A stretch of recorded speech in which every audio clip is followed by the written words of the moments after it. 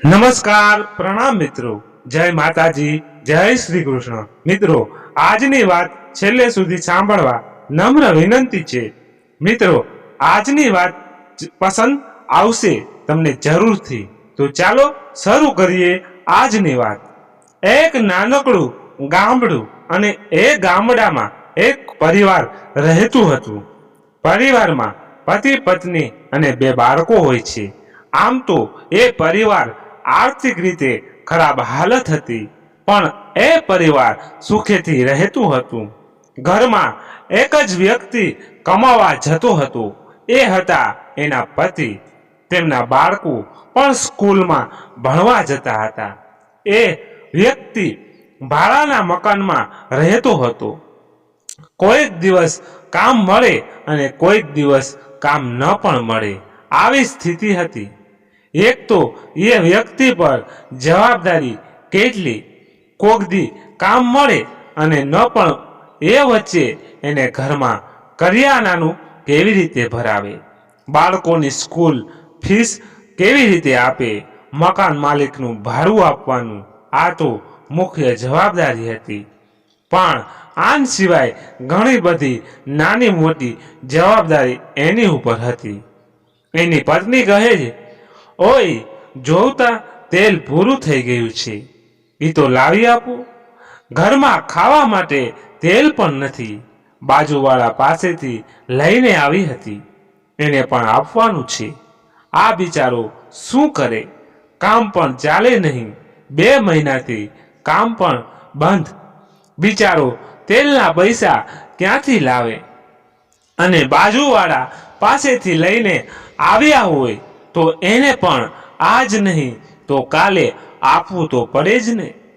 કાલે સવારે મને કેજે, લઈને આવીશ, કહેતા તો કહી દીધું કે કાલે ક્યાંથી લાવે। એના મિત્ર પાસે પણ ન લાવી શકે, કારણ કે એ પણ એની જેમ જ દરરોજ કમાય અને દરરોજનું દરરોજ ખાતા હતા। રાત્રે ખાવાનું બનાવે, પહેલા એના બાળકોને ખવડાવે અને જો બાકી વધે તો એના પતિ પત્ની ખાતા હતા। કોઈક વાર ન પણ વધે તો પછી પાણી પીને સૂઈ જતા હતા। બીજા દિવસે સવારે હજી એ સૂતો જ હોય છે ત્યારે મકાન માલિક આવે છે, ઓય ઉઠ, હવે બહાર નીકળ, તારે મકાનનું ભાડું ક્યારે આપવાનું છે। આ સાંભળી તે ખબર પડી જાય છે કે આ મકાન માલિક લાગે છે। એ તો ધ્રુજતો બહાર નીકળે છે। એ બિચારા પાસે પૈસા નહીં અને 2 મહિનાનું મકાન ભાડું પણ બાકી હતું। તારે મકાનનું ભાડું ક્યારે ભરવાનું છે? તારા ગયા 2 મહિનાનું મકાનનું ભાડું પણ બાકી છે। જો તું હવે 2 દિવસની અંદર ભાડું નહીં ભર તો મારું મકાન ખાલી કરીને ચાલ્યો જજે। મકાન માલિકના આવા કડક શબ્દ સાંભળી એ તો વિચારમાં પડી ગયો। ખાવા માટે ખીચડી નથી, હવે મારી પાસે રહેવા માટે ઘર પણ નહીં રહે। એની પત્ની કહે છે, તમને બીજું કામ નહીં મળે, તમે જાઓ બીજું કામ ગોતતા આવો। એને પણ ખબર હતી કે આવી મંદી હતી કે આમાં કારખાનામાં કામ કરતા કારીગરોને પણ કાઢી નાખે છે, તો પછી મને કેવી રીતે રાખશે।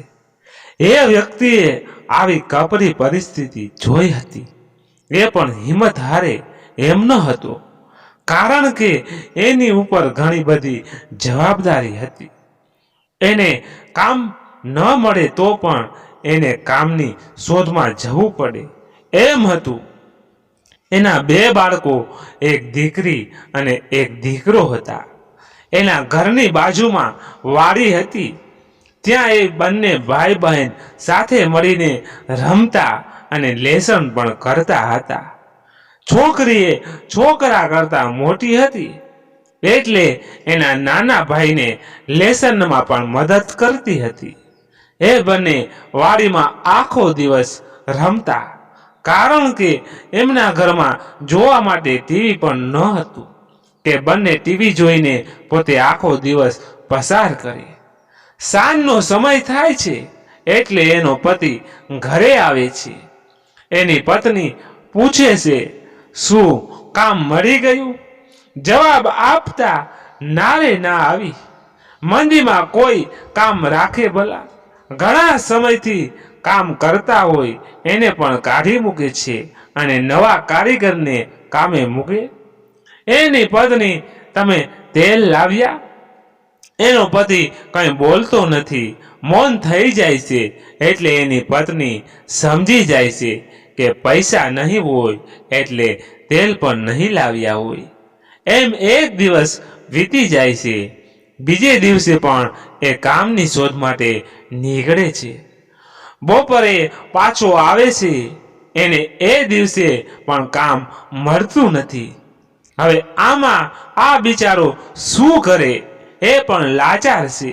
આજે તો કામ ન મળ્યું અને જો કાલે મકાન માલિકનું ભાડું ન આપે તો એ પણ અમને કાઢી મૂકશે.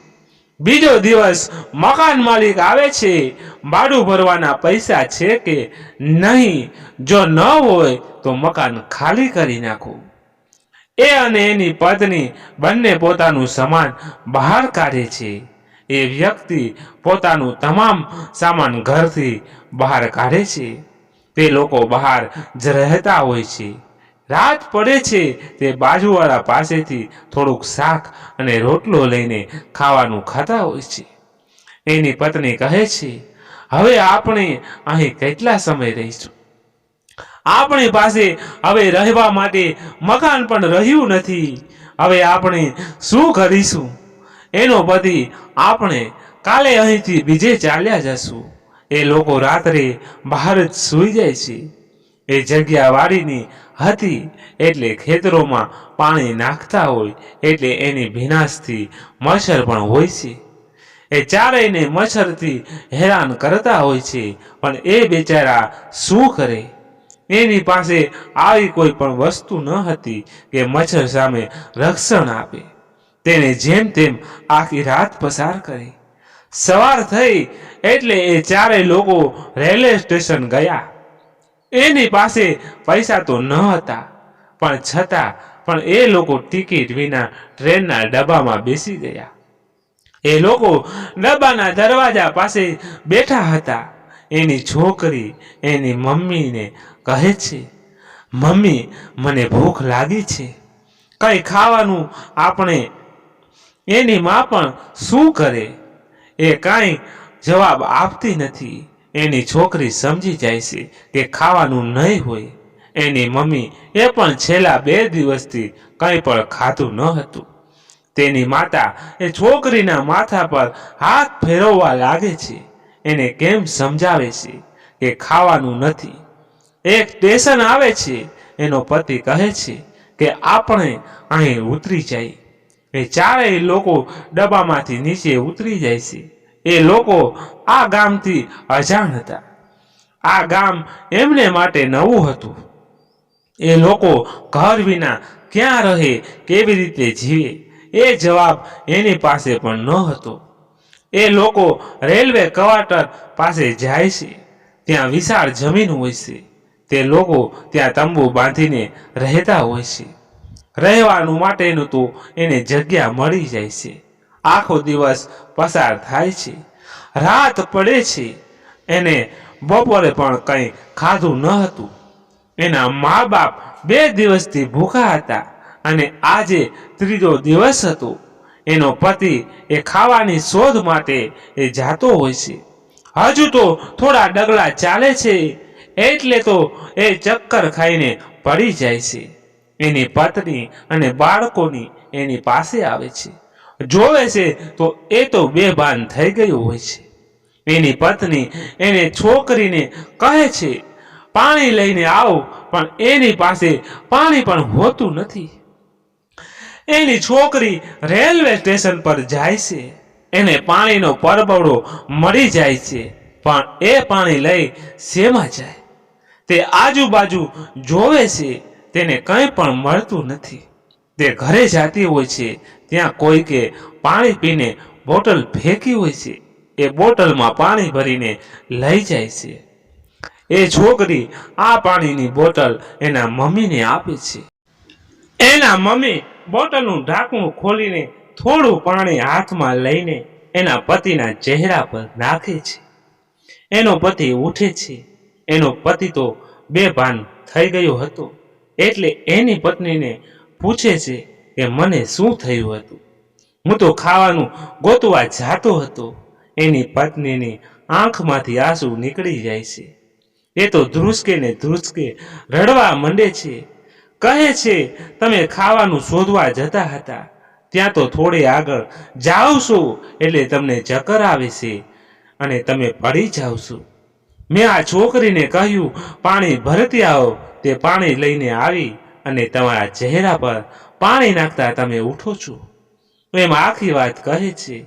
એનો પતિ તેની પત્નીને અને છોકરીને બાથ ભરી લે છે. થોડી વાર સુધી એ બહાર બેઠા હોય છે. એ ઊભો થઈને ખાવાનું શોધવા માટે ઊભો થાય છે. એની પત્ની પૂછે છે, ક્યાં જાવ છું? એનો પતિ ખાવાનું શોધવા જાઉં છું. એની પત્ની મનમાં વિચારે છે કે એને કેમ મોકલું?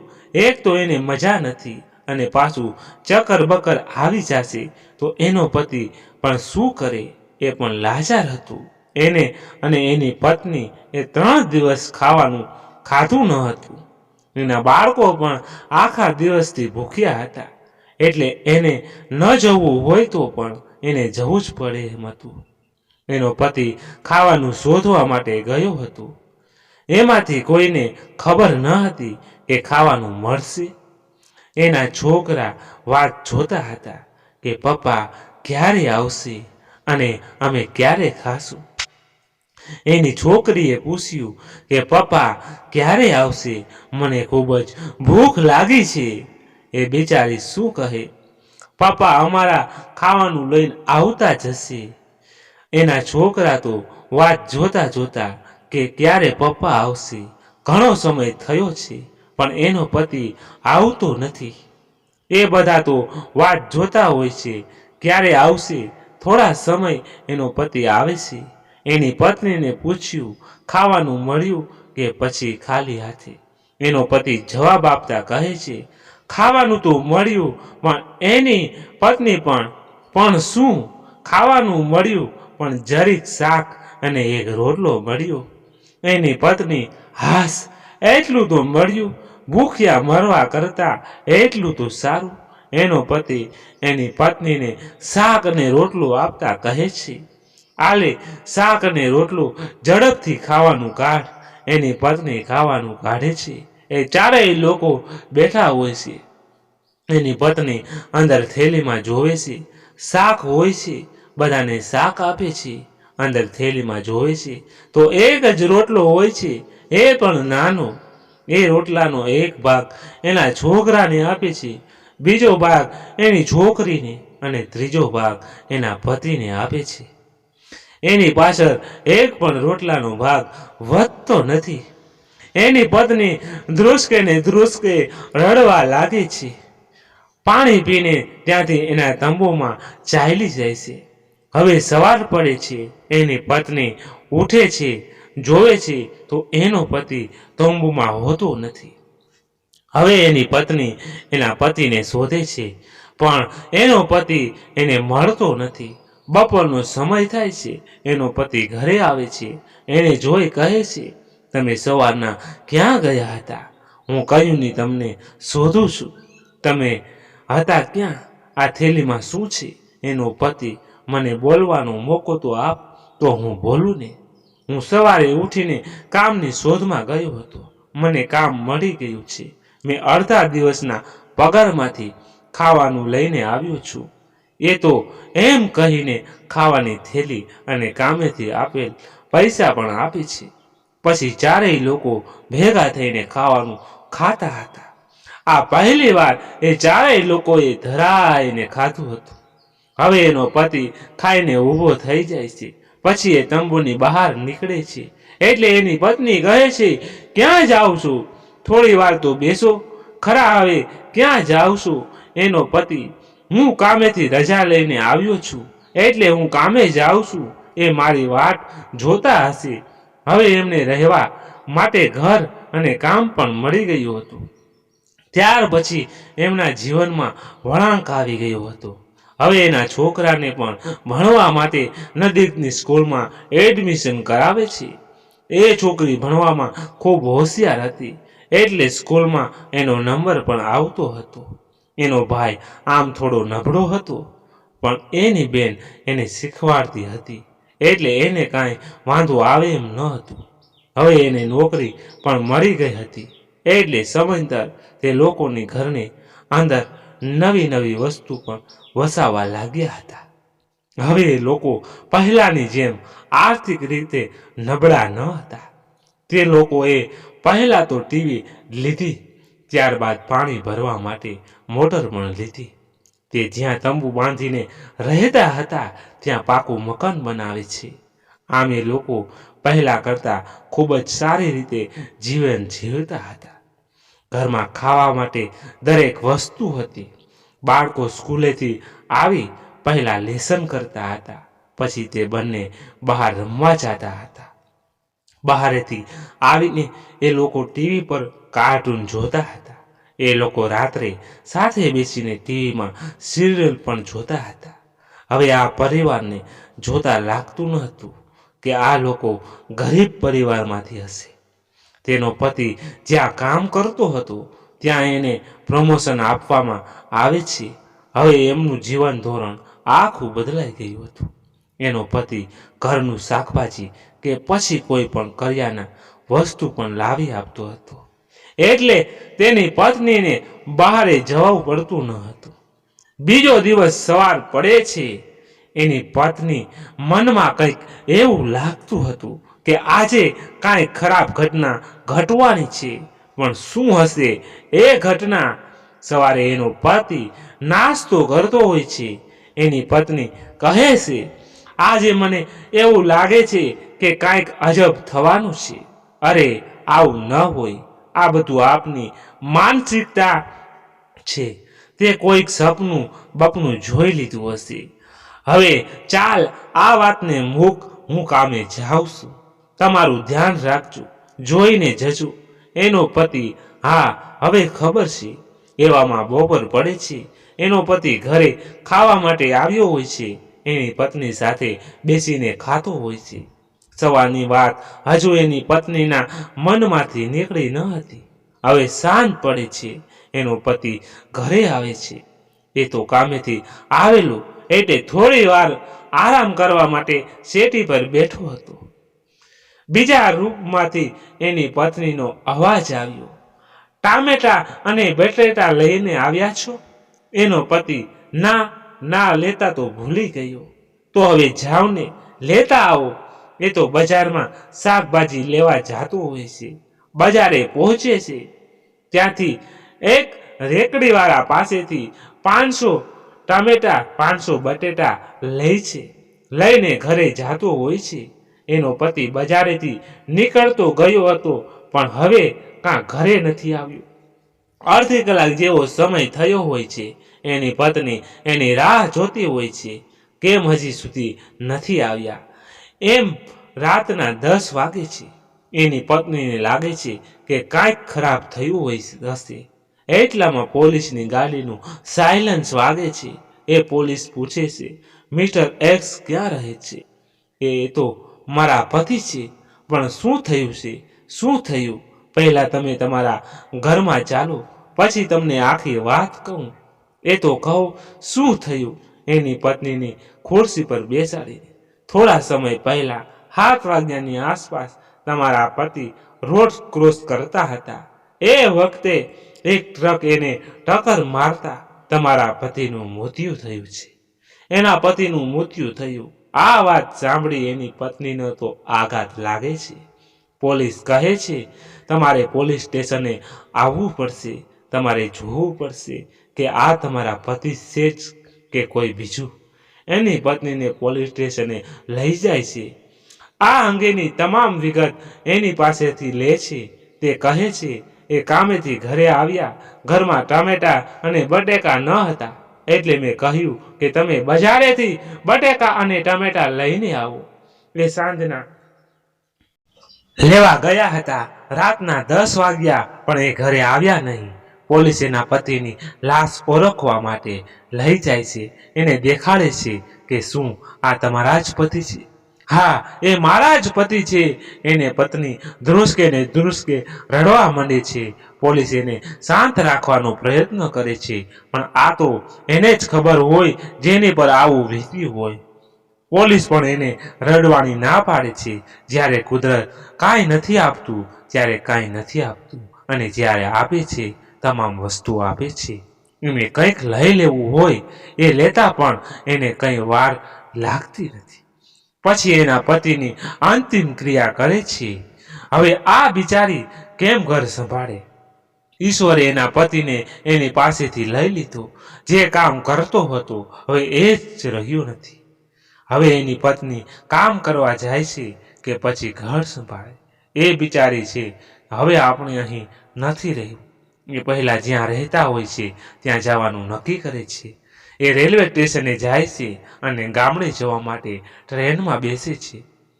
એ એના ગામ પહોંચી જાય છે. તે ત્રણેય લોકો સ્ટેશનની બહાર ઊભા હોય છે. હવે પરિસ્થિતિ અહીંથી વળાંક લે છે. એની છોકરીને કહે છે, બેટા તું અહીં રહે, હું રહેવાની વ્યવસ્થા કરતી આવું છું, સાંજ સુધી આવી જઈશ. એના મમ્મી એ દેખાવડી જગ્યા પર એક છોકરી બેસી રહી છે. એના છોકરાને ભેગી લેતી જાય છે. સાંજ પડે છે પણ એની મમ્મી દેખાતી નથી. એની છોકરી એ જ્યાં જગ્યાએ બેઠી હોય રાહ જોતી હોય છે કે મારા મમ્મી ક્યારે આવે. હવે રાતનો સમય થઈ જાય છે પણ એની મમ્મી આવતી નથી. એની છોકરીને ખબર પડી ગઈ હતી કે હવે મારી મમ્મી નહીં આવે, પણ એ છોકરી ત્યાં જ બેસીને એના મમ્મીની વાત જોતી હોય છે. એને એટલો વિશ્વાસ હોય છે કે મારી મમ્મી જરૂર આવશે. હવે એની મમ્મી એને મૂકીને વહી ગઈ હોય છે. એક માનસિકતા છે કે છોકરો એ આપણા ઘડપણમાં સાથ આપશે, આપણા કુળનો દીપક છે, અને છોકરી એ પારકી થાપણ કહેવાય. એ લગ્ન કરી બીજે વહી જશે એટલે એ આપણા માટે બોજ સમાન જ છે. એની મમ્મીના મનમાં કંઈક આવું વિચાર આવતું હશે એટલે એની છોકરીને રેલવે સ્ટેશને રાખીને વહી જાય છે. હવે એ બિચારી એકલી બેઠી હોય છે. એના મમ્મીની વાટ જોતી હોય છે. મોડી રાત થઈ જાય છે. હવે સ્ટેશને લોકોની આવક જાવક પણ ઓછી થઈ જાય છે. છતાં પણ એ ત્યાં જ બેઠી હોય છે. એક રિક્ષા ચાલક ત્યાં પેસેન્જરને લઈને આવે છે. ત્યારે એ રિક્ષા ચાલકનું ધ્યાન એ છોકરી પર જાય છે, પણ એ કોઈ ધ્યાન આપતો નથી. તે અંદર પાણી ભરવા માટે જાય છે. પાછો આવીને જોવે છે ત્યારે પણ એ છોકરી ત્યાં જ બેઠી હોય છે. હવે એને લાગે છે કે આ છોકરી ખોવાઈ ગઈ છે.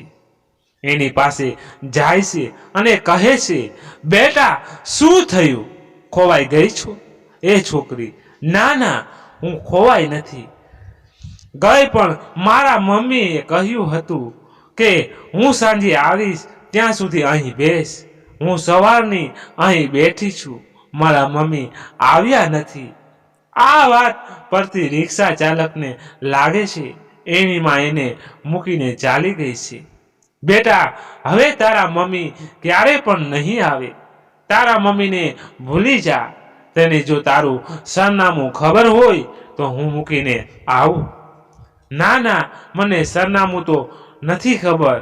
રિક્ષા ચાલકનું ધ્યાન એક રેકડીવાળા પર પડે છે. તું નાસ્તો કરીશ? હવે એ છોકરી એને કેવી રીતે હા કે ના કેમ પાડે? એ કાંઈ બોલતી નથી. એને ખબર પડી જાય છે કે આને ભૂખ તો લાગી છે, પણ એ કંઈ બોલતી નથી. એને નાસ્તાની રેકડી પાસે લઈ જાય છે. આને એક પ્લેટ આપ, એ તો ઘણા સમયથી ભૂખી હોય છે. એવી રીતે એ થોડા સમયમાં જ એક ડીશ પૂરી કરી નાખે છે. તું હજુ ખાઈશ? આને હજી એક ડીશ આપી દે. બીજી ડીશ પણ એ ખાઈ ગઈ. તને હજુ ભૂખ લાગી છે? જો ભૂખ લાગી હોય તો કહેજે. ના ના, મને હવે ભૂખ નથી લાગી. એ રિક્ષા ચાલક એ છોકરીને લઈને ઘરે જાય છે. ત્યાં એની પત્ની નિંદ્રમાંથી ઉઠે છે. આ છોકરી કોણ છે? આ છોકરી રેલવે સ્ટેશન પર બેઠી હતી. એ કહે છે કે મારા મમ્મી મને મૂકીને વહી ગઈ છે, એટલે હું એને ઘરે લઈ આવ્યો. આ શું અનાથ આશ્રમ ખોલ્યું છે? કોઈ પણ મળે એને ઘરે લઈ આવો છો. આપનું તો પૂરું થતું નથી. આપણા છોકરાઓનો સચવાતા નથી. હવે આને કોણ સાચવશે? આને પાછી રેલવે સ્ટેશને મૂકીને આવો. એની પત્ની કહે છે, શું એ રેલવે સ્ટેશને મૂકીને આવશે? એનો પતિ આ બિચારી શું કરશે? એની મા પણ એને મૂકીને વહી ગઈ છે. પછી આ છોકરી છે એને રેઠી પણ ન મુકાય. આપણા છોકરા સાથે રમશે, જેમ તેમ કરી એની પત્નીને સમજાવે છે. છતાં પણ એકની બે નથી થતી. એનો પતિને એ છોકરીને રાખવા માટે તૈયાર હતો, પણ એની પત્ની એને રાખવા તૈયાર ન હતી. હવે એક ગોદડું અને એક ઓશીકું આપે છે. એની પત્ની બોલે છે, ના ના, આને કંઈ નથી આપવું. ગોદડું મૂકી દો, એને એક જ ઓશીકું આપો. એક ઓશીકું, ગોદડું ન આપો. એમ? તું એકવાર એક જ ઓશિકા અને ગોદડા વિના સૂઈ જા, એટલે તને પણ ખબર પડી જશે કેવી રીતે આખી રાત નીકળે. તને ખબર પડી જશે. એ તો એની પત્નીની વાત સાંભળ્યા વિના એને બે ગોદડા અને એક ઓશિકું આપે છે. એની પત્ની મોઢું બગાડે છે, પણ એ જરીક પણ ધ્યાન આપતો નથી. સવાર થાય છે એટલે એ છોકરીને કોઈ પણ જાતનો નાસ્તો કે ચા પણ આપતી નથી. એનો પતિ એ છોકરીને પૂછે છે, ચા પી લીધી? છોકરી, ના, મેં ચા નથી પીધી. એનો પતિ એ છોકરી માટે ચા અને નાસ્તો લઈને આવે છે. એ નાસ્તો કરતી હોય છે ત્યારે એની પત્ની એ છોકરીના હાથમાંથી નાસ્તાની ડીશ લઈ લે છે. આ નાસ્તો તારા માટે નથી. એને ખાવા માટે થોડો નાસ્તો આપ્યો, એટલે એની પત્ની એની પાસેથી લુગડા ધોવડાવે છે, વાસણ ઉટકાવે એવા કામ કરાવતી હતી. એકવાર એ છોકરી તમામ કામ પૂરી કરી એના છોકરા પાસે બેઠી હોય. એ બંને છોકરા લેસન કરતા હતા, એટલે એને ભણવાનો શોખ હતો, પણ એની પરિસ્થિતિ એવી હતી કે એ ભણી શકતી ન હતી. એ બંને લેસન કરતા હતા. 5 કે એકા 5, 5 દુ 10. એની પાસે જાય છે. એ છોકરો પૂછે છે, તને આવડે છે? એ છોકરી ભણવામાં હોશિયાર, એટલે એ તો હા પાડે છે, હા મને આવડે છે. એમાંથી એક છોકરો બોલે છે, તો કે 7 છક કેટલા થાય? એ છોકરી તો ફટ દેરાન કહે છે, 7 છક 42. એ છોકરો કહે છે, તને તો આવડે છે, હવેથી હું તને શીખડાવીશ. એટલે એની પત્ની આવે છે અને જોઈ જાય છે. તરત જ કહે છે, તું અહીં બેઠી છો, કપડાં કોણ તારો બાપ ધોશે? વાસણ તારી માં ધોશે? એ છોકરી કહે છે, મેં કપડાં પણ ધોઈ નાખ્યા, વાસણ પણ ઉટકી નાખ્યા. એ જોવે છે, ખરેખર કપડાં અને વાસણ પણ ઉટકી નાખ્યા હોય છે. એ તો કોઈ ગયા જન્મનો બદલો લેતી હોય. એને નવડે મૂકે તો પછી આ કપડાં હું સૂકવીશ? હે, આ કોણ સૂકવશે? એ શું કરે? એને જેમ કહે તેમ કરવું પડે. એમ જ હતું. સાંજ થાય છે. એનો પતિ થોડા ઘૂઘરા લઈને આવ્યો હોય છે, એટલે એને પૂરી ખાતરી હતી કે એની પત્ની આને કંઈ પણ ખાવા માટે નહીં આપે. એટલે પહેલા જ 3 ઘૂઘડા એને આપી દે છે અને બાકી 12 ઘૂઘડા ઘરમાં લઈ દે છે. એટલે જોવે છે કે ઘૂઘડા લઈને આવ્યા છે, એટલે તરત જ પૂછે છે કે તમે ઓલી છોકરીને ઘૂઘડા નથી આપ્યા ને? એનો પતિ, હા, એને 3 ઘૂઘડા આપ્યા છે અને બાકી 12 હું અંદર લઈને આવ્યો છું. એ સાંભળી એની પત્ની બહાર એ છોકરી પાસે જઈને એ છોકરી પાસેથી બધા ઘૂઘડા લઈ લે છે. એના પતિને કહે છે, એ આપના ઘરની સભ્ય નથી, એટલે એને નહીં આપવાનું. એનો પતિ, કેમ, શું થયું? એ ભલે ને આપણા ઘરની સભ્ય ન હોય, ખાવા માટેની વસ્તુઓમાં એનો પણ હક છે. એને એમ થાય છે કે આ છોકરી ધીરે ધીરે આપની મિલકતમાં પણ હક માગશે, એટલે એ છોકરીને ઘરમાં પૂરીને વહી જાય છે. એ છોકરીને દરવાજો ખખડાવીને થાકે છે, પણ એ તો દરવાજો ખોલતી નથી. એની પત્ની પોલીસને લઈને આવે છે કે આ છોકરીએ મારા ઘરમાં ચોરી કરી છે, મારા દાગીના લઈ લીધા છે. એ પોલીસ બધી જગ્યાએ દાગીના શોધે છે, પણ એને ક્યાંય દાગીના નથી મળતા. એટલે કહે છે એની બેગમાં જો એમાં દાગીના રાખ્યા હશે. પોલીસ તો એ છોકરીને પકડીને લઈ જાય છે. એ છોકરી ના પાડતી હોય છે કે મેં આ દાગીના નથી લીધા, પણ પોલીસ જરીક પણ એનું માનતા નથી. એને 10 વર્ષની જેલ થાય છે. 10 વીતી જાય છે.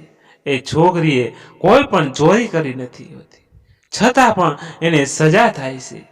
હવે એ બિચારી લે છે કે હવે મારે કોઈની ઉપર નિર્ભર નથી રહ્યું. અત્યાર સુધી મેં ખૂબ સહન કર્યું, પણ હવે નહીં કરું. જેલમાંથી છૂટીને એ ક્યાં રહે એને પ્રશ્ન થતો હતો. એની પાસે કોઈ આવડત ન હતી કે જેથી એ કોઈ પણ જગ્યા પર કામ કરી શકે. તેને એક જગ્યાએ ઘર કામ કરવાનું કામ મળે છે. એને કામ મળતા એ પોતે એક મકાન ભાડે રાખે છે અને તે જ્યાં કામ કરતી હતી ત્યાં જમવાનું લઈને જમતી હતી અને તેના ઘરે રહેતી હતી. તેને વિચાર આવે છે કે જો હું ભણીશ નહીં તો હું મારા પગ પર ઊભી થઈ નહીં શકું.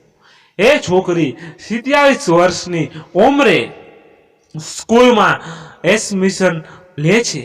ધોરણ 10માં એક્સટર્ન તરીકે પાસ થાય છે.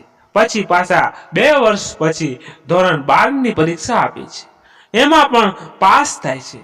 એ છોકરીને સલામ છે કે એ પોતે ઘર પણ સંભાળે છે અને કામ પણ કરે છે. એ છોકરી કોલેજમાં આવે છે. તે BA કરતી હોય છે. એમ સમય પસાર થાય છે. એનું BA પણ પૂરું થઈ જાય છે. હવે એ ગ્રેજ્યુએટ થઈ ગઈ હતી. એની પાસે BAની ડિગ્રી પણ હતી. હવે એ ઘરકામ મૂકીને સ્કૂલમાં ભણાવતી હોય છે. ત્યારે એને વિચાર આવે છે કે હવે B.Ed કરી નાખું. ત્યારબાદ એ B.Ed કરે છે.